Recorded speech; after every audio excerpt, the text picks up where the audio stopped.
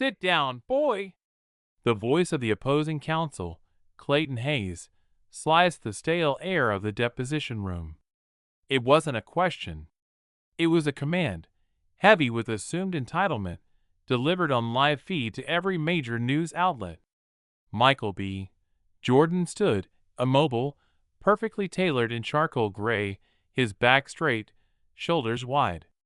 The harsh fluorescence of the Washington law firm office reflected off the mahogany table and found no purchase in his eyes. The room froze, the court recorder's fingers hovering over the keys, the cameraman's lens locked on Michael, the security guard shifting slightly, hands near his belt. "Mr. Jordan, I advise you, for the record, to take your seat," Hayes repeated, his voice dropping slightly, the performance of measured patience. He was a man with a heavy jaw and a face built for the evening news, oily, polished, and cruel. Michael didn't move. He didn't blink. His silence was a physical barrier, an intentional rupture in the procedural order. "I asked if you heard me." Hayes's voice grew rougher, the veneer of civility cracking. His face, pink, then blotched red, showed the effort of suppressing a much deeper, more personal fury. Hayes hated not being obeyed. Michael slowly shifted his gaze from the corner of the room, where a camera blinked red, and met Hayes's eyes. The actor's silence, always his greatest strength on screen, was now his greatest weapon in this sterile theater of war. It was pure defiance. It was a dare. Hayes leaned forward, his knuckles white against the dark wood. "I submit that the claimant here, Michael B. Jordan, is abusing his celebrity status to influence these proceedings, just as he abused his social position to incite violence against." Slam! The sound was dry and sharp. Not a physical blow, but the hard, wooden crack of Hayes's hand hitting the table, right between them. The microphone feedback squealed, momentarily blinding the senses. The cameraman flinched. Michael's counsel, a weary-looking black woman named Miss Carter, half rose, a sharp protest dying in her throat. Hayes didn't miss a beat. He snatched the paper from the stenographer's desk and read a quote, his voice a mocking, smooth basso, loud enough for the world to hear. Quote, "These men, these entitled, local white men, they stole a sacred day from my sister, and I will make them pay, whatever the cost. I will burn down their plantation, brick by brick, until justice is the smoke." End quote. He threw the paper down. "We have that statement, Mr. Jordan. We have that threat. We have the footage. You may call yourself a victim, but the record shows you are a rich, entitled celebrity who arrived at a venue that was being legally used by a local historical preservation society, and you threatened them with arson and violence because you didn't get your way. You are a bully. You are a menace. And frankly, sir, you are exactly the kind of race-baiting opportunist we see far too often." The words bully, menace, race-baiting opportunist were the strike. They were meant to shatter the careful, controlled image Michael had spent his life building. Michael B. Jordan didn't flinch. But behind the calm, dark surface of his eyes, the storm was no longer gathering. It had arrived. There was a slow, terrifying birth of cold, strategic rage. He inhaled, his chest barely moving. He looked at Hayes, then past him, right into the lens of the camera. "Liar," he whispered. The sound didn't register on the microphone. Hayes smiled, a triumphant, predatory flash. "I suggest we take a 5-minute recess. The claimant clearly needs to compose himself." Washington, D.C., 1 week ago. The air a week ago had been thick with late August humidity and the dizzying scent of jasmine and possibility. Michael was supposed to be halfway across the country on a press tour for his new film, but he'd flown back to D.C. for 2 days. His sister, Monique, was getting married at Oakwood Manor, the most picturesque, historically significant estate outside the capital. He hadn't organized the wedding. Monique had a detailed planner, But he'd paid for everything: the five-star catering, the white-on-white floral arrangements, the custom-built gazebo overlooking the reservoir. Most importantly, he'd leased the entire 20-acre property for a full weekend. The family arrived at noon on Friday for the rehearsal. The gates were open, and the vintage trolley was waiting to take the party up the winding drive. But when they rounded the final bend, the perfect scene dissolved into a tableau of grotesque familiarity. The custom gazebo was there, but the manicured lawn was littered with cheap plastic folding chairs. The beautiful, reserved catering space was occupied by 36 middle-aged white men in ill-fitting navy suits, smoking cigars and shouting over a football game blaring from a portable speaker. A banner, hastily strung between two ancient oak trees, read, "Oakwood County Rod and Gun Club Annual Founders Dinner." Monique froze in the middle of the lawn, clutching her white leather portfolio. The tears were instantaneous, silent, and heartbreakingly sharp. "What is this?" Michael's voice was dangerously low. Marcus Thorne, his childhood friend and now his business manager, who handled the booking logistics, ran forward, sweat already blooming on his forehead. "Mike, I have the contract right here. We had exclusive rights, 12 p.m. Friday to 10 a.m. Sunday. I even triple-checked the liquor license transfer." Michael ignored him and walked directly toward the largest, loudest man, a man with a silver watch, a too-tight collar, and the unmistakable air of local, inherited power. "Excuse me, sir," Michael said, his voice carrying easily over the drone of the game commentary. "This property is leased exclusively to my family for the weekend. We need you to vacate the premises immediately." The man, who later identified himself as Harlan Finch, didn't stop watching the game. He held up a thick hand, gesturing for quiet. "Did you hear me?" Michael's tone tightened. Finch finally turned slowly. He was a large man, accustomed to people waiting. He looked Michael up and down, a lazy, dismissive evaluation that lingered too long. "Yeah, I hear you, Mr. Hollywood," Finch drawled, puffing a cloud of cheap cigar smoke. "And this property is being used by the club for its 35th annual dinner. It's tradition. We've been here every year since '88. I have a signed contract and a wire transfer receipt for $200,000. Michael countered, his voice steady, professional. "That contract stipulates exclusive use. You need to leave. Now!" Finch laughed, a short, harsh, phlegmy sound. His friends, sensing the confrontation, turned down the volume and began to form a silent, attentive ring around them. "See, I know who you are, Jordan," Finch said, dropping the cigar ash on the manicured grass. "And I know you make your living by pretending. This is real. This is our tradition. That contract you got? It was signed by the property manager, not the owner. The owner is a personal friend of ours. The manager forgot to check the calendar. Mistakes happen." He tapped Michael's shoulder, a patronizing, intimate gesture that made Michael's skin crawl. "Go on back down the hill. Find yourself a nice hotel ballroom. This ain't your place." Monique was full on sobbing now, leaning into their mother's arms, the sound muffled and agonizing. It wasn't about the money. It was the deliberate, casual cruelty of a system that believed that no matter how famous, how rich, or how powerful he became, he still existed only at their permission. One of Monique's bridesmaids, a young woman named Leah, had already pulled out her phone. She didn't approach Michael or Finch. She simply recorded the scene: the weeping bride, the defiant actor, the ring of entitled white men, the banner, and the smoke. Michael looked at the faces around Finch. Entitlement. Smugness. This ain't your place. That was the core of it.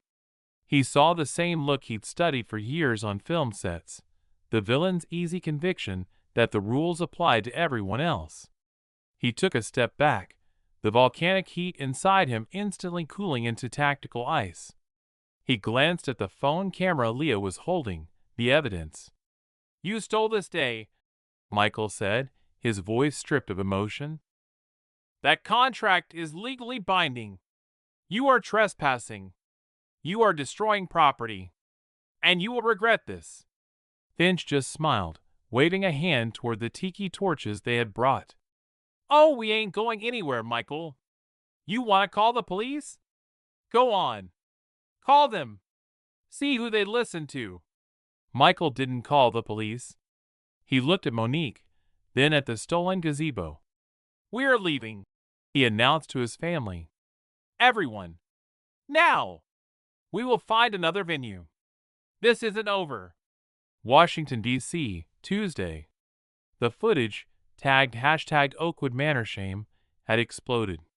It wasn't the soundbite of Michael threatening violence that went viral. That was a footnote.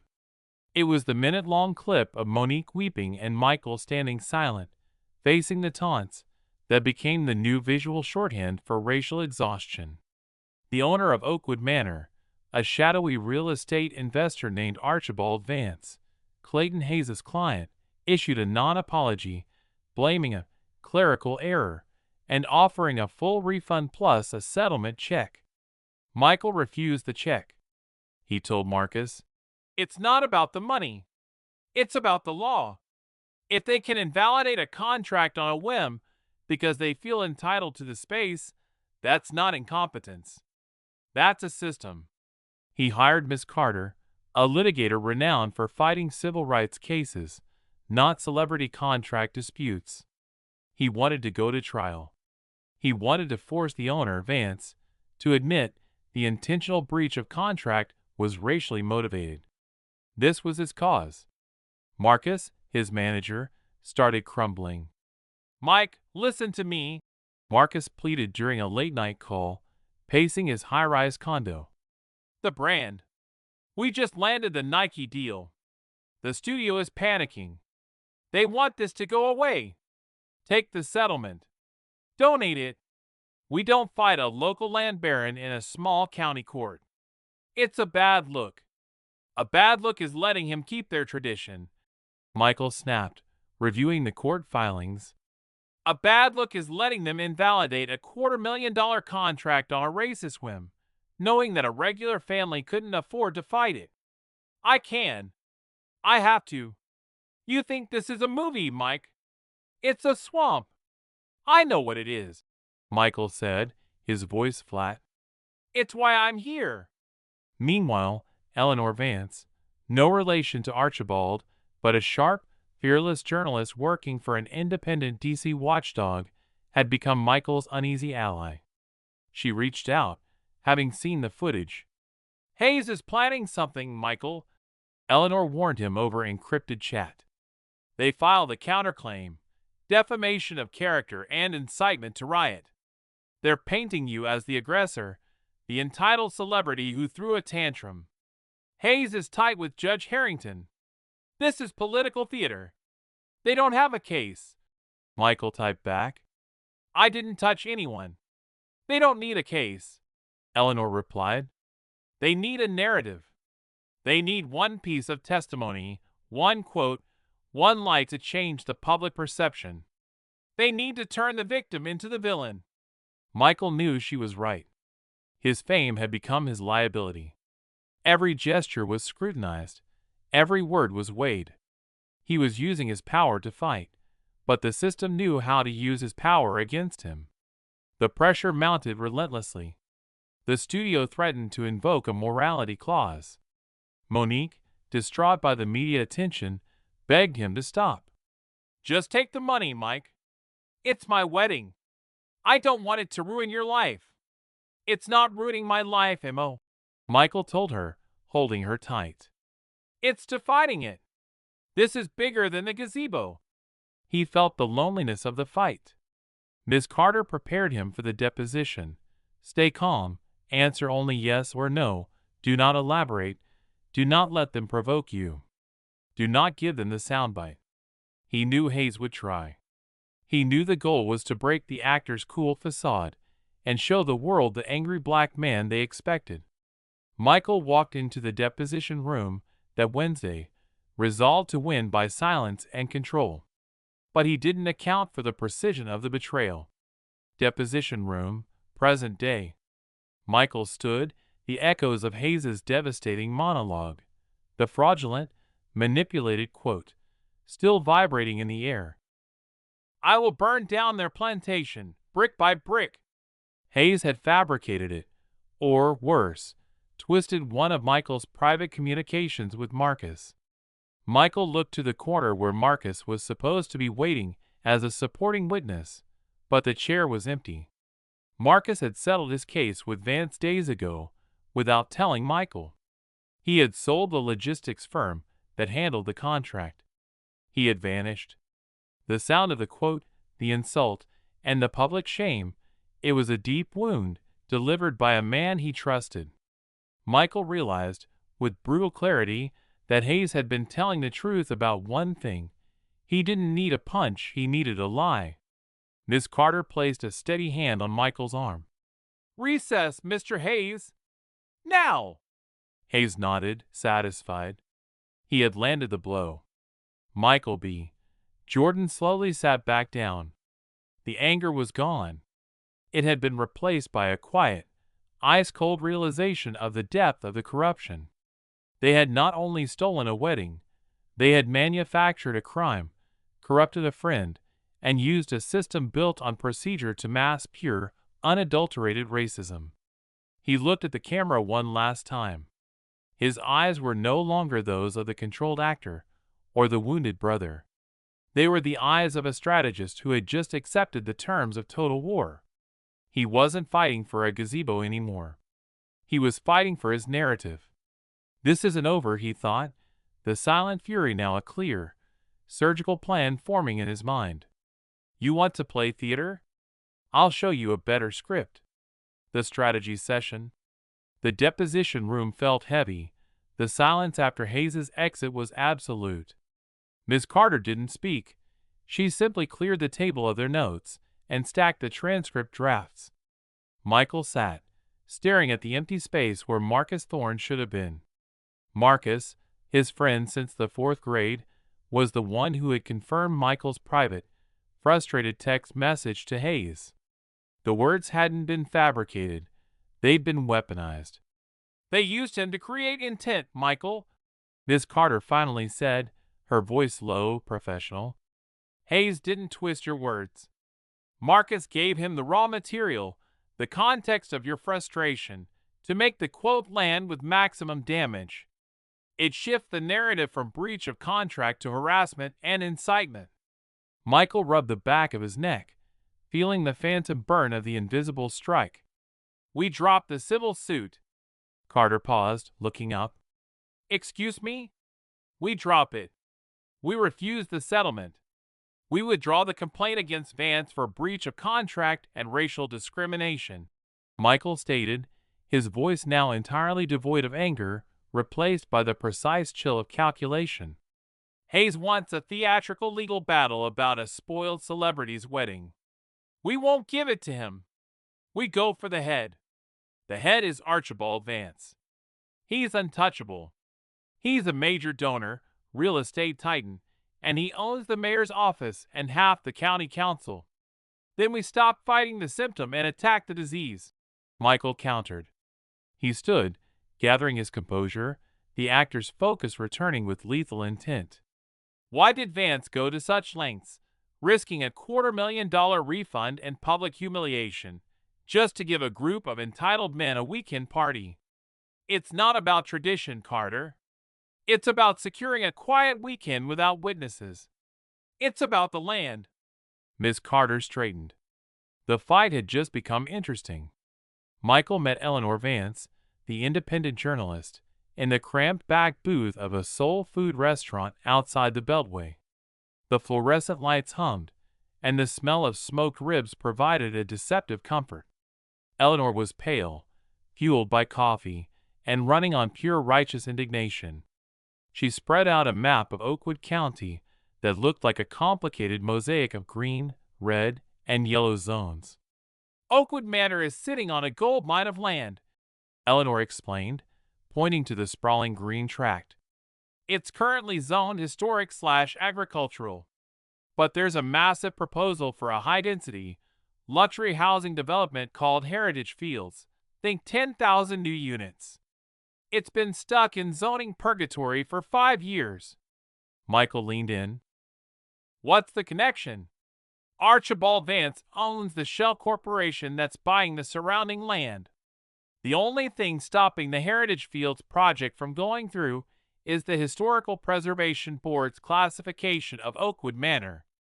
They are the last, most powerful hurdle. Michael's brain worked through the logic. The Rod and Gun Club. Harlan Finch. Who are they? They're the old guard. The board members. The people who sign off on the historical designation. They meet once a year, every August, at Oakwood Manor because it's their historic clubhouse. Eleanor revealed, her voice dropping. The club dinner wasn't just tradition. It was the unofficial annual meeting of the Preservation Board. And this year, they weren't meeting to preserve history. They were meeting to sign the paperwork to destroy it. She slid a document across the table. It was a draft resolution, dated 3 days before Monique's wedding, proposing a vote to dissolve the special historical status of the manor, citing modernization needs and insufficient historical relevance. Hayes needed the manor empty that weekend, Michael. Not for the party, but for the privacy. They were holding a quorum to secretly pass the resolution without public notice before the official board meeting the following week. You and your family were collateral damage. A nuisance to be removed. The realization hit Michael like a slow, systemic wave. The racism wasn't the motive, it was the tool. The true motive was pure generational greed. We need proof they actually passed the vote that weekend, Michael said, standing up. We do. But my source, a whistleblower on the Preservation Board, went dark right after the deposition, Eleanor admitted, fear momentarily shadowing her face. Hayes knows we're looking. This isn't just about a contract anymore. It's a land grab tied into local government. Michael looked at her, then at the map. He saw the geometry of the conspiracy. We're not waiting for court. We hit the media. You write the story, Eleanor. I give you the quotes, the contract, the full story. We expose the rezoning and Vance's true motive. The next 48 hours were a descent into professional and psychological warfare. Michael's phone stopped ringing, the good kind of ringing. The studio officially put his next project on indefinite hold, citing the ongoing legal distractions and the inflammatory nature of the case. His agent, a man he trusted for a decade, advised him to issue a statement apologizing for his overzealous protection of his family and to take the settlement. You're an actor, Michael, not a civil rights martyr, his agent hissed over the phone. Go back to making movies. This swamp will drown you. The media, initially sympathetic, began to pivot. Articles appeared asking why Michael was wasting taxpayer dollars on a petty dispute and questioning his emotional stability. Hayes's fabricated narrative was taking root. Michael B. Jordan was a volatile, spoiled antagonist. Michael started living in shadow. He noticed the same unmarked black sedan parked 3 blocks from his temporary D.C. residence for 2 days straight. The silence on the other end of his landline, right before the hang-up, became a chilling routine. He felt the loneliness deepen, the silence around him growing heavier than any crowd. He was used to playing a role, but now he was playing himself against a script written by his enemies, and the audience was turning hostile. Late one night, Michael received an encrypted message, a heavily redacted ledger file detailing the transactions between Archibald Vance's development company and a shell corporation linked directly to Marcus Thorne. Marcus hadn't just settled his case.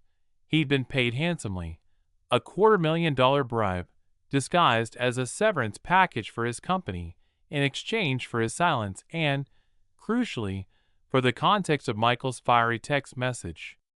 30 pieces of silver, Michael thought, the bitterness a cold, sharp taste. He sent the ledger immediately to Miss Carter. She confirmed the link. The corruption was deeper than just a contract. It was a carefully constructed operation to neutralize any opposition to the land deal. And Marcus was the hired gun. "We have them, Michael," Carter whispered over the phone. "This is the smoking gun. We have the motive, the corruption, and the political ties. If we give this to the FBI—" "No, not the FBI," Michael interrupted. "Not yet. We go with Eleanor. We let her run the full, unredacted story. The public has to see the scale of the rot, not just the legal maneuverings." Eleanor Vance was energized. The ledger provided the final, irrefutable link. She was preparing to drop the story online at midnight, guaranteeing maximum shockwave. "I have one last piece," Eleanor told Michael late that evening. "My source, the whistleblower, just sent me a panicked message. They're meeting me in the parking garage below my office in 20 minutes. Something about hard evidence proving the vote was illegally rushed. They sounded terrified. Don't go, Eleanor. Send the police. Send the story," Michael urged, his gut clenching. "If I send the story now, Vance's people will destroy the hard copy. I need to confirm the document and protect the source. I'll call you in 30 minutes. Michael hung up. 30 minutes felt like a lifetime of rising action. He knew this was the exact moment in the script where the hero fails to act quickly enough. He grabbed his keys. He couldn't wait. He drove to Eleanor's office complex, the sleek, mirror-finished glass reflecting the city lights like a cold predator's eye. The parking garage was an oppressive maze of concrete and shadow. He pulled into the second level. He saw it immediately. A mangled red sedan slammed into a concrete pillar near the exit ramp. The driver's side airbag was deployed. The front windshield starred, and the passenger door hung open, crumpled. It was Eleanor's car. Michael killed his engine and stepped out. The air in the garage was stale, smelling of exhaust and burnt rubber. The only sound was the drip of condensation. Then, two figures emerged from the deeper shadow near the pillar. Not the source, but two men in dark clothes, pulling something heavy from the back seat of Eleanor's car. They looked up, saw Michael, and froze. "Police!"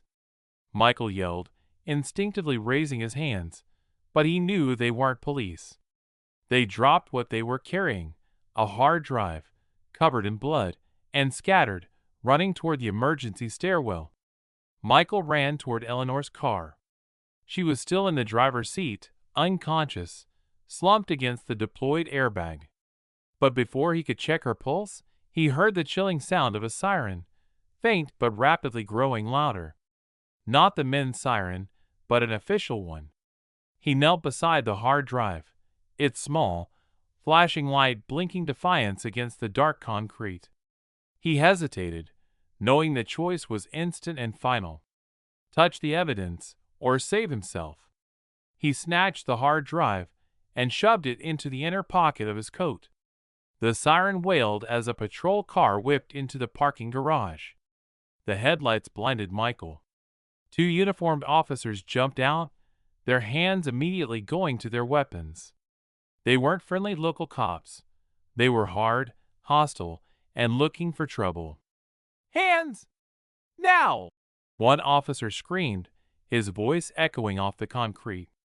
The officer looked past the crumpled car, past the blood, and focused solely on Michael, the famous black man standing over the crash scene. "You're under arrest for reckless driving and suspected assault," the officer barked, approaching rapidly. Michael stood up slowly, calmly, his hands held high in surrender.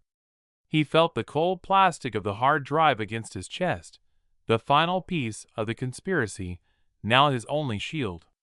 He had the truth. But now, the system had him. He wasn't under investigation. He was framed. You want to play theater? He thought, his eyes meeting the officer's hostile glare. The curtain just rose on Act Two. The metal bench was cold, and the air in the holding cell was a toxic mix of sweat, stale disinfectant, and despair. Michael B. Jordan, the celebrated actor, sat in silence, booked on charges of reckless driving, felony assault with a deadly weapon, the car, and obstruction of justice. The hard drive, the evidence of Archibald Vance's entire corrupt scheme, was still secured in his inner coat pocket. A silent, burning nucleus of truth. Hayes had orchestrated this perfectly. He hadn't just framed Michael. He had neutralized the only witness, Eleanor, now in critical condition, and isolated the target, burying him under a mountain of politically motivated felony charges. Miss Carter arrived 3 hours later, face tight with controlled panic. They're setting bail at $1 million, Michael. They're treating this like a homicide attempt, Carter stated, leaning close to the wire mesh. The preliminary hearing is set for 8 a.m. tomorrow. Hayes wants to put you on immediate trial by media. He already leaked the arrest report to every major network. Michael looked at her, his eyes clear and steady. The hard drive. Did you get it? I have it. It's with a forensic tech in Delaware who owes me a lifetime favor. He's decrypting it now. What did Eleanor find? The timeline of the illegal vote. The full paper trail. Vance's signature on the payoff to the Preservation Board members. It's all there, Michael confirmed. We don't fight the bail hearing, Carter. We use it. Use it how? They have the wreckage, the blood, and a star witness who can't testify. Michael leaned closer, his voice dropping to a near whisper, the tension coiling into focused strategy. Hayes thinks he's writing a courtroom drama. We're going to give him a press conference. Tell your tech to send the full, unredacted data dump, the ledgers, the documents, everything, to Eleanor's editors at midnight. Don't wait for her approval. It runs at 6 a.m. sharp. Carter stared at him, the weight of the decision pressing down. You're risking contempt, Michael. You're giving up your right to a fair legal process. There is no fair legal process left, Carter. There's only theater. You get me out on bail, and I walk straight into the center ring. It's time for the moral strike. At 4 a.m., Michael was released after Miss Carter successfully argued for a reduced bond, citing his stable celebrity status and lack of flight risk. He walked out of the precinct into a blinding array of camera flashes and screaming questions. He gave no statement, his silence louder than any denial. At 6:02 a.m., Eleanor Vance's paper dropped the headline, Land, Lies, and Legacy, Vance's corruption scandal exposed, Oakwood Manor plot tied to assault on journalist. The article was explosive. It published the ledger showing the payment to Marcus Thorne, the bribe, the payoff to Harlan Finch, the supposed leader of the Rod and Gun Club, who was actually the Preservation Board chairman, and the illegal resolution to dissolve the manor's historic status. It detailed how the theft of a wedding was merely a desperate cover for a multi-million-dollar rezoning conspiracy. The article included the chilling final message from Eleanor's source, a photo of the resolution signed by Finch, stamped with the date of the stolen wedding. The narrative shattered. The spoiled celebrity villain instantly morphed back into the righteous man who had been framed and attacked for fighting systemic corruption. The preliminary bail hearing at 8 a.m. was a circus. Judge Harrington, Hayes's old ally, glowered from the bench. Hayes strode to the lectern, intending to demand Michael be remanded into custody due to his clear history of volatile behavior and his direct threat to witnesses. The claimant, Mr. Jordan, has shown a pattern of aggressive action, culminating in the near-fatal assault on a local journalist, Ms. Vance, who, I remind the court, is currently clinging to life. Hayes thundered, playing to the packed gallery where cameras whirred. Michael stood beside Carter. He was calm, focused, his body language that of an athlete ready for the final round. When Hayes finished his demands, Carter stood up. "Your Honor, before addressing the bail, my client has a very brief statement to make regarding the inflammatory claims put forth by Mr. Hayes and his client, Mr. Vance." Hayes started to object, but Judge Harrington, realizing the media spotlight was now a furnace, reluctantly granted the request. Michael B. Jordan walked to the lectern, facing the judge but speaking directly to the cameras, the real jury. He held the gaze of every lens. "Mr. Hayes just used this court to accuse me of violence and reckless behavior. He is demanding that the man who was just arrested for exposing a $250 million corporate land theft, the same man whose friend was bribed to lie about him, be jailed without recourse." Michael began, his voice not a shout, but a steady, resonant bass, heavy with moral authority. He didn't defend his actions. He attacked the root. "2 weeks ago, my sister's wedding day was stolen, not by a simple double booking, but by the corruption of a city councilman, a real estate titan, and the lawyer standing right there." He paused, letting the implication hang. "They weaponized my fame and my color, turning my silence into guilt and my private pain into a public crime. They framed me for a crime committed by their own operatives, all to hide the truth that they destroyed a piece of history for money."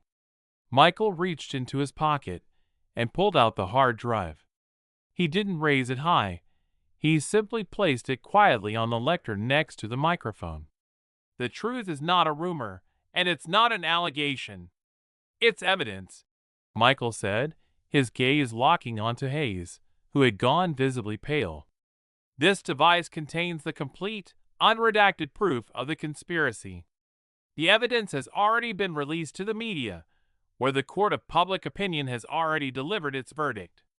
I came here to fight for a contract," Michael finished, his voice cracking with the first genuine emotion he'd allowed since the first act. "But I found myself fighting for the basic right to exist outside of their predatory narrative. And I will not allow your system to define me." The courtroom erupted. Judge Harrington, sweating, immediately called a recess. The spectacle was over, and the truth had detonated. Within hours, the governor announced a special investigation. Archibald Vance was arrested on federal corruption charges before noon. Clayton Hayes was disbarred pending an investigation into his unethical practices, including witness tampering. Harlan Finch and the entire preservation board were called before a grand jury. Eleanor Vance survived the crash, her testimony later cementing the case against Vance's operatives. Michael was released on his own recognizance. He had won the war, but the cost was profound. His film career was temporarily shattered, his friendship with Marcus was irreparably broken, and the innocence of his family's stolen day was gone forever. A month later, Oakwood Manor's historical status was reinstated, and the rezoning deal was dead. Michael and Monique finally held her small, quiet wedding at a local church, away from the cameras. The day after the ceremony, Michael stood alone on the porch of his D.C. house, staring at the street. A news report scrolled across his phone. Hayes had been released on bail and was appealing his disbarment. The system was cracked, but not destroyed. The phone rang. It was an unrecognized number. Michael answered. A voice, rough and familiar, spoke immediately. It was Clayton Hayes. "You won the battle, Michael, but you're still just an actor, and this city will never forget what you did to your career." Michael listened to the threat, the old arrogance and hatred still thick in the lawyer's tone. He felt the familiar heat of rage, but this time he didn't let it rise. He didn't debate. He didn't defend. He simply lowered the phone from his ear and hung up. He stood there, still silent, perfectly composed, staring out at the capital city he had just challenged.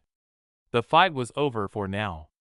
He knew he had traded his career for his conscience, and that was a victory worth the price. He didn't move.